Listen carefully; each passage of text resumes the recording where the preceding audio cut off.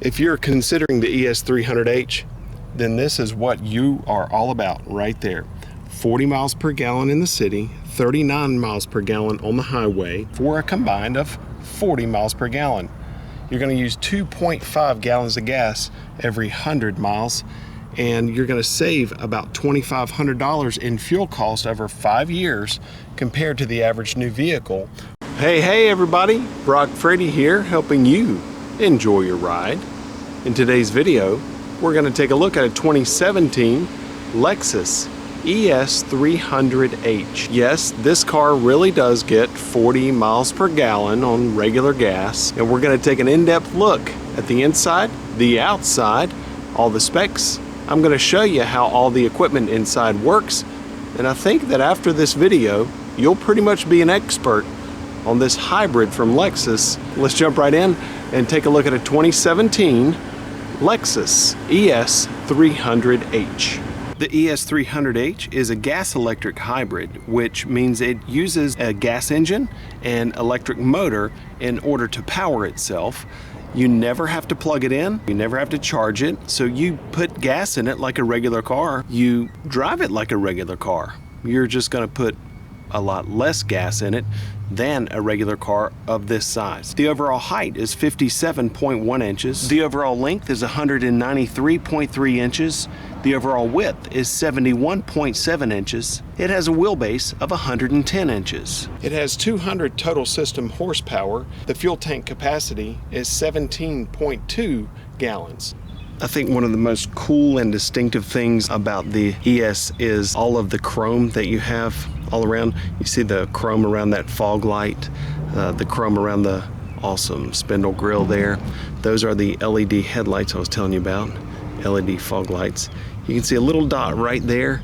There's also another one right there, and that's the park assist for the front. And now let's pop the hood and take a look at the heart of the beast.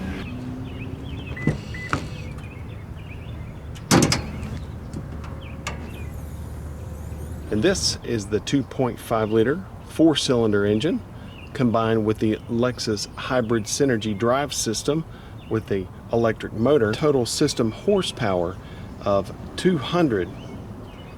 Takes regular gas, and it is a dual overhead cam 16 valve VVTi engine, variable valve timing with intelligence, and it has a CVT, that is a continuous variable transmission. You're going to see coolant in a couple of places. There's a coolant there and also another coolant reservoir right there. One is for the hybrid system, then one is for the radiator for the little 4-cylinder engine. All of this is going to be related to the hybrid system as well. You see those big orange power cords. Then you have brake fluid reservoir right there in the very back. That's that golden fluid. And it uses zero weight oil. You can see that there. It says 0W20. And that means it's fully synthetic, which allows you to change the oil every 10,000 miles. And as I say in every video, make sure you rotate those tires every 5,000 miles. Your oil dipstick is that little yellow-headed fellow right there. Radiator. And I'm going to let you guess as to how often you're going to open that when it's hot. That would be never. Same applies for this one over here. So you have two caps under this hood that you're never going to open while they're hot. It'll go from 0 to 60 in 8.1 seconds, and it has a combined fuel economy of 40 miles per gallon. The back seat is absolutely a yummy thing. It is so squishy and comfortable without being like overly squishy. It really, seriously, it is a comfortable back seat. The exterior color of this one is called Atomic Silver, and this is by far my favorite Lexus color. You can see the little hybrid emblem down there. That's a cool little touch. Another thing about the hybrid is that it's going to have a different wheel than the non-hybrid. And speaking of wheels, this one has a tire size of P215/55R17, and that's sitting on Michelin Primacy MX4. And so here is the key. You're never going to have to actually take this out of your pocket or a purse in order to use it. You can just keep this on your person the whole time. You have lock on the top, unlock below that, trunk button, panic alarm, And so when you press lock, it obviously locks all 4 doors. Press unlock once, it unlocks the driver's door. Press unlock twice quickly, it unlocks all 4 doors. Then you press and hold the trunk, and it's gonna pop the trunk for you. You can see this one also has the optional power trunk opener. The trunk does suffer a little bit in the hybrid because you do have to make room. You do have to make room for your battery system right there. And so that's where your batteries are gonna be. This is actually gonna be about 17% smaller than the trunk on a non-hybrid ES350 version. You also eliminate the trunk pass-through as well. Then to close the trunk, you can press that button and it's gonna close for you. On the hybrids, you have blue labels. You can see that the inside part of that is blue. That's also gonna be on the front Lexus emblem as well. There are 4 sensors in the bumpers. That's both front and rear. That's park assist, and that's what beeps if you get too close to something. You have LED fog lights, LED headlights. You also have LED tail lights as well. You can see there's vents right there. That's gonna be for the hybrid system, actually, for cooling for the battery. You do also have side impact airbags all the way in the front and the back.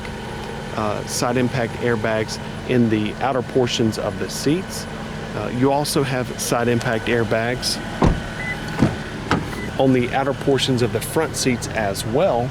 And then you have airbags for the driver's side knee and passenger side knee as well. Lots of nice safety stuff. One of the cool things about hybrid technology is that you don't always hear the engine cut on when you start the vehicle. And that's because for the first few seconds, if the battery has a charge on it, it's going to be operating on electricity. So I'm going to press the power button here, and right now the car is running. Over here it says ready, and so the vehicle is actually running. There's no engine sound though. So I could actually go right now, just on electricity. Now taking a look at the dash here, you notice that on the left side you don't have a tachometer, you have a kilowatt meter. Well, whenever it's in eco or normal with the selectable drive modes and not in sport, you're going to see this kilowatt meter. You can see at the bottom it says charge, eco, and power. This is basically the electric version of a tachometer. There at the very bottom, right there, it says ready. And ready means that the vehicle is ready to go as long as you put it in drive. The reason that ready light is there is because sometimes it's going to be ready and drivable without the regular gas engine on, and so unless you were able to kind of look down at that and understand that it's ready to go, you may not know because it's totally silent. So that's what that ready light is all about. You also have another neat little icon there, and it says EV, and that stands for electric vehicle. So right now the engine is not on, we're running on just electricity, therefore the EV is on. That is different than EV mode. EV mode is there, and when you press that, that allows you to go on just electricity under about 15-20 miles an hour if you have enough charge on the battery. That's going to be really helpful for bumper-to-bumper traffic or parking lot speeds. Right now we're looking at the navigation screen, and you can see that is a nice, clean, clear screen. At the very top, that is the setting to change the view of it. That's 3D, that's north up, that's vehicle pointing up. Then you've got a little legend here that says every 300 feet represents an inch, and that's based on the zoom. The zoom is there. You can zoom in, you can zoom out right there. This allows you to control the navigation options, map mode, map information, and map data. And I'm going to press menu on the remote touch controller down here, and this is the remote touch controller, this area. Home, up and down, back arrow, menu, and the controller itself. So pressing menu allows me to see navigation, radio, media, phone, Lexus App Suite, info, climate, and setup. This can be a very, very detailed thing to get into. I'm just going to highlight a couple of high points for you, okay? I really recommend going to setup. Setup is where you're going to customize the vehicle to your custom configurations in all of the following areas: general, home screen, voice, Bluetooth, audio, traffic navigation, vehicle, phone, Lexus App Suite, and data services. Go to setup, then go to general. Once you're finished with general, come out, go to home screen, customize your home screen, come out, and just take it step by step. I really recommend doing this because this is going to lay kind of the foundation for how little or how much you utilize all of the awesome features that are inside this thing. And it has a lot of really cool stuff. Radio and media. I'm going to go radio. I'll spend just a minute here. I'm going to go presets. And that's going to bring the screen up to 6 different pages. It says here, page 1 of 6. You have 6 different pages with 6 different selections on each page. That's a total of 36. You can organize each page of stations accordingly to AM, FM, and satellite. You see that? So you can actually combine those all on one page, on one set, and that allows you to navigate back and forth without having to change the source. And then you have the Lexus App Suite. I really recommend signing up for that. That is an application that you're going to download onto your iPhone or Android, and then you're going to be able to use things like Pandora, iHeartRadio, movietickets.com, things like that. And that's a free thing. It's really nice. Climate, and that allows you to manually control climate things right there from the screen. We have dual zone climate control here, so you can see temperature up and down, temperature up and down. I have it on low because it's hot in here right now. Watch what happens when I press auto. It's automatically going to adjust the temperature to the lowest setting, so it's going to kick the air up. Hear that? So I'm going to adjust it up, and it's going to bring it back down a little bit. So what this is going to do is it automatically maintain the temperature in the cabin according to what this number says. That says 73. That's how you cut it off. Increase, decrease fan speed, change the mode or the fan direction, front defrost, rear defrost, and also for side mirrors. That activates and deactivates dual zone climate control. The controls that you see here are for your heated and ventilated seats, and you can see that you can just turn the dial, and that cuts on the ventilated seat portion. It is 3 level, both heat and ventilation. Then that is your heated steering wheel. The button that you see here is going to raise and lower the power rear sunshade and the back glass. Right now we're looking at selectable drive modes. You can see Eco, Normal, and Sport. When you roll it to Eco, that is going to make it a little more fuel efficient, and what it does is it adjusts throttle mapping that basically allows it to require more pedal travel on takeoff. You have to push the pedal down further in order to achieve speed when it's in Eco. That's also going to change around the way the climate system handles the airflow. It's going to actually pull back the airflow a little bit to appropriate that power to fuel economy. Then you can roll it to Sport, and a tachometer just popped up on my dash. That's going to do the opposite of throttle mapping. That's going to make it more sensitive, give it a little more torque on takeoff. That's also going to stiffen the steering to reduce input from the driver while you're driving, make it handle a little better.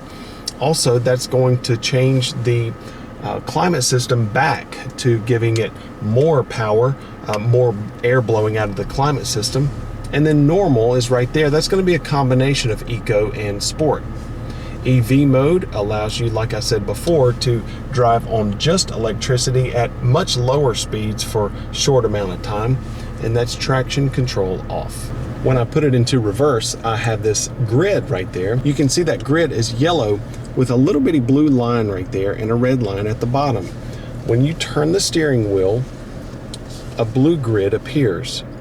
The yellow is dynamic grid lines that moves with the angle of the steering wheel, so that you know while you're backing, if you keep the steering wheel turned, that's where you're going to end up.